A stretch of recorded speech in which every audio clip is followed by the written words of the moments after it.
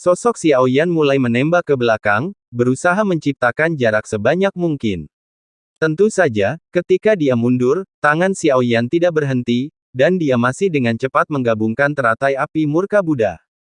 Kemarahan Buddha dan teratai api mungkin tidak dapat membunuh Kaisar Abadi, tetapi ia memiliki daya mematikan yang baik terhadap klon kekuatan Dewa Zuchido, dan tidak peduli berapa banyak ia dapat membunuh, semakin banyak ia membunuh, semakin sedikit ancamannya, akan berpose untuk Xiaoyan. Sambil memadatkan teratai murka Buddha, sayap Dewa Bela Diri Emas Hitam di belakang Xiaoyan tiba-tiba mengepak, dan pada saat yang sama kecepatannya meningkat tajam lagi, dia mulai mengatur cara untuk bertindak. Bunuh benang emas, yang bisa disembunyikan, Xiaoyan diatur dalam beberapa bagian. Selain itu, dalam gelombang api, dia membentuk segel dengan tangannya dan mengatur formasi penahan. Yang paling kuat di tangan Xiaoyan saat ini adalah Dutian 24 Gerbang Abadi. Tentu saja, metode ini lebih rendah dari kekuatan Buddha's Fury Lotus, jadi Xiaoyan masih menggabungkan lebih banyak Buddha's Fury Lotus. Boom boom boom. Satu demi satu teratai api terbang keluar dari telapak tangan Xiaoyan, dan ledakan berlanjut satu demi satu. Saat avatar Zuchi keluar dari gelombang api, teratai api lainnya meledak dengan keras. Hampir 50 klon, di bawah pemboman teratai murka Xiaoyan Fo, telah berkurang menjadi 30 saat ini, tetapi kecepatan mereka sangat cepat. Selama Xiaoyan mengumpulkan teratai murka Buddha, mereka tidak akan mundur dengan kecepatan penuh. Jadi dalam hal ini, avatar Zuchi masih lebih cepat. Xiaoyan sebenarnya dapat memperlebar jarak dengan mereka, tetapi Xiaoyan ingin membunuh semua avatar Zuchi.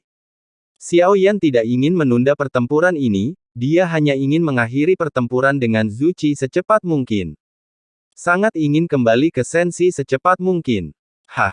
Masih mau berpisah? Setiap gerakan avatar Zuchi benar-benar terpapar ke jiwa domain Xiaoyan. Xiaoyan ingin memperluas garis depan.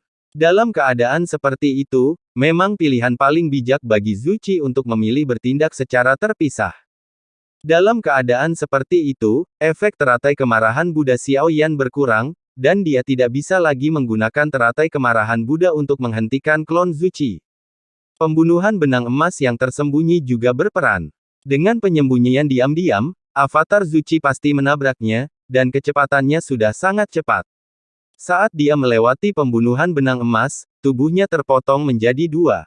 Namun, avatar Zuchi semuanya adalah dewa petarung, apalagi dipotong menjadi dua, kehilangan kepalanya tidak akan berakibat fatal, itu hanya cedera, selama ada cukup waktu, dia bisa pulih. Untuk Xiaoyan, tidak peduli apakah dia bisa dibunuh atau tidak, itu hanya penundaan baginya, dan jumlah klon yang dijarah ke Xiaoyan dikurangi menjadi selusin lagi. Kebetulan sekelompok klon di satu sisi memasuki 24 gerbang peridutian yang diatur oleh Xiaoyan. Klon pemakan jiwa telah menunggu lama, dan formasi besar diaktifkan, dan jiwa yang kuat menekan kekuatan menyelimuti klon Zuchi. Dengan cara ini, hanya satu sisi yang tersisa untuk aksi perpecahan, dan kekuatannya berkurang dengan mengubah arah. Xiaoyan tidak melepaskan teratai api murka Buddha, karena klon ini sudah mendekat, dan pemimpinnya adalah dua klon dengan kekuatan abadi. Melihat 7 atau 8 sosok, Xiaoyan perlahan menarik keluar penguasa Bahuangsuan di belakangnya, dan sebelum avatar Zuchi mendekat, dia maju selangkah dan membungkuk atas inisiatifnya sendiri. Melihat ini, mata Zuchi meledak dengan kecemerlangan, yang dia inginkan adalah mendekati Xiaoyan, dan avatar yang bergegas menuju Xiaoyan tidak akan berhenti untuk melawan Xiaoyan dengan gegabah. Penguasa di tangan Xiaoyan berisi energi sumber Tuhan dan api dan guntur berubah dari kekuatan abadi. Saat energi agung mendekati avatar Zuchi, itu dipotong dengan satu kaki. Lautan api dikelilingi oleh guntur, dan itu seperti garis api dalam ketiadaan yang luas, mengalir ke atas kepala dan menutupi wajah. Tetapi pada saat ini, Doppelganger dengan kekuatan God of War bergegas keluar, tanpa gerakan ekstra, sosoknya langsung membengkak, dan meledak dengan keras. Segera setelah itu, satu demi satu sosok bergegas menuju Xiaoyan dalam posisi tak kenal takut, dan mereka meledak saat mereka mendekat. Dengan cara ini, banyak orang yang menonton tercengang, karena mereka tidak tahu bahwa ini adalah klon dari Zuchi, dan mereka mengira mereka adalah tentara yang mati dari istana Dewa Pemburu.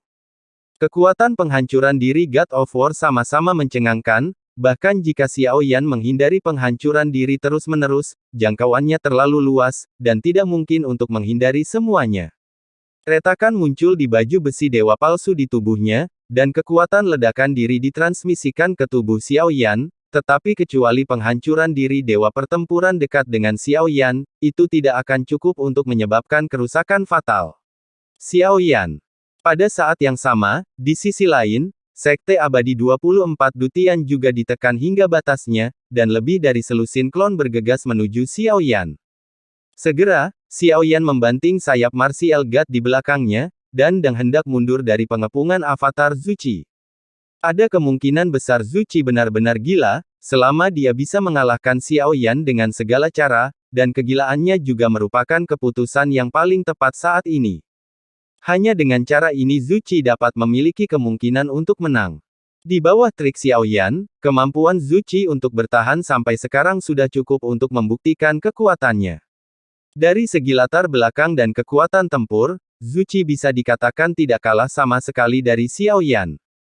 Hingga saat ini dalam pertempuran, tampaknya masih belum jelas siapa yang akan memenangkan pertempuran. Kartu truf Zuchi dan Xiao Yan terus bermunculan, sepertinya akan kalah. Ia mampu berbalik lagi dalam keadaan ekstrim. Namun, pertarungan antara keduanya telah mencapai tahap yang menentukan. Dalam hal perbedaan kekuatan yang kecil, persaingan terakhir adalah yang latar belakangnya lebih dalam dan lebih kuat. Dalam hal kekuatan, Zuchi telah menembus immortal, dan meskipun Xiao Yan adalah dewa pertempuran dari alam leluhur, masih ada celah antara dia dan immortal. Sulit bagi siapapun untuk mengatakan kemenangan terakhir. Bahkan pandangan Jian Xiang yang tertuju pada mereka berdua, jelas dia juga sangat penasaran siapa yang akan menang. Permaisuri memeluk kelinci Bingyun, dan matanya muncul kembali di tanduk naga dengan nyaman. Dia menyaksikan pertempuran dengan tenang. Seperti sebelumnya, tidak ada jejak kekhawatiran di wajah Permaisuri.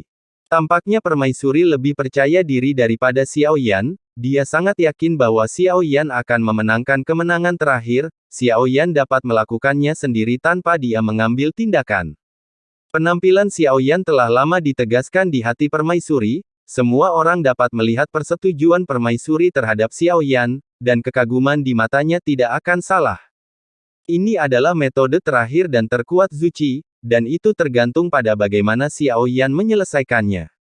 Xiao Yan menyipitkan matanya sedikit, melihat lusinan klon yang berkumpul. Meskipun beberapa dari mereka terbunuh oleh pemboman teratai kemarahan Buddha, jumlahnya masih mencengangkan, terutama 4 klon yang memancarkan aura abadi.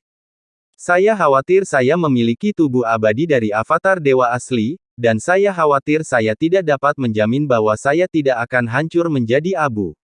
Zensen kita tampaknya merupakan metode terkuat yang dapat digunakan Xiao Yan dengan kekuatannya sendiri. Selain itu, ia tidak memiliki keterampilan bertarung kuno lainnya.